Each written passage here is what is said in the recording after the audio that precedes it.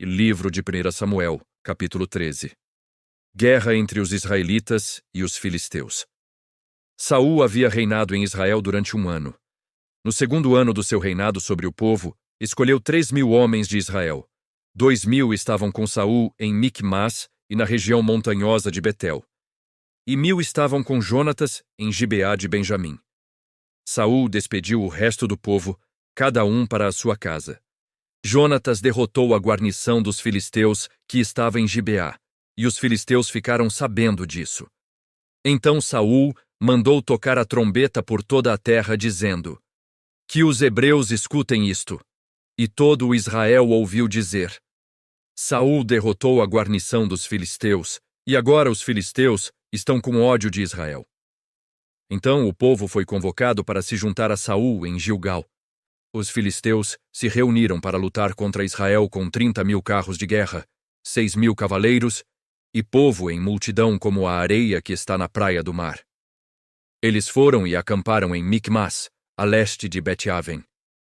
Quando os homens de Israel viram que estavam em apuros, porque o povo estava angustiado, se esconderam em cavernas e em buracos, entre rochas, em túmulos e cisternas.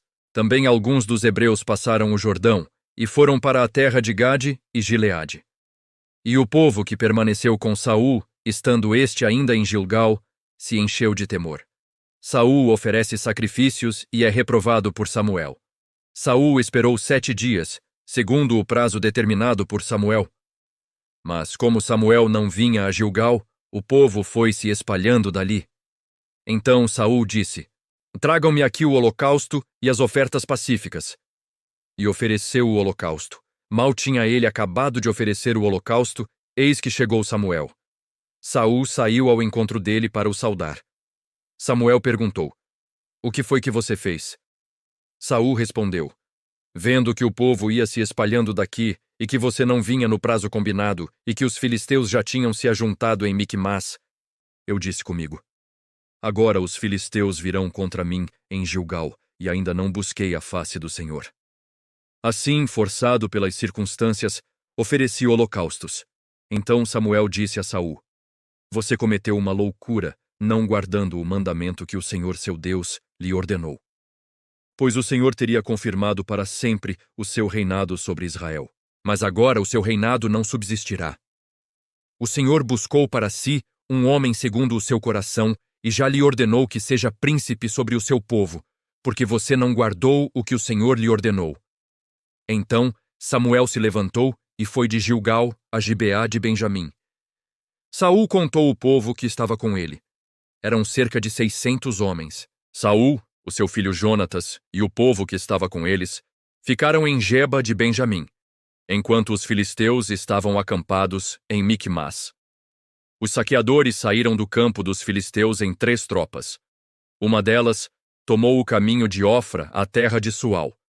A outra tomou o caminho de Bet-Horon, e a terceira o caminho de onde se avista o vale de Zeboim, na direção do deserto. Ora, em toda a terra de Israel não havia um único ferreiro, porque os filisteus tinham dito: Para que os hebreus não façam espadas, nem lanças. Por isso, todo o Israel tinha de ir aos filisteus para amolar as lâminas dos arados, as enxadas, os machados e as foices. Os filisteus cobravam dos israelitas 8 gramas de prata para amolar os fios das lâminas e das enxadas, e 4 gramas de prata para amolar machados e aguilhadas. Por isso, no dia da batalha, não se achou nem espada, nem lança na mão de nenhum do povo que estava com Saul e com Jonatas. Só Saul e seu filho Jonatas tinham essas armas. A guarnição dos filisteus saiu ao desfiladeiro de Micmas.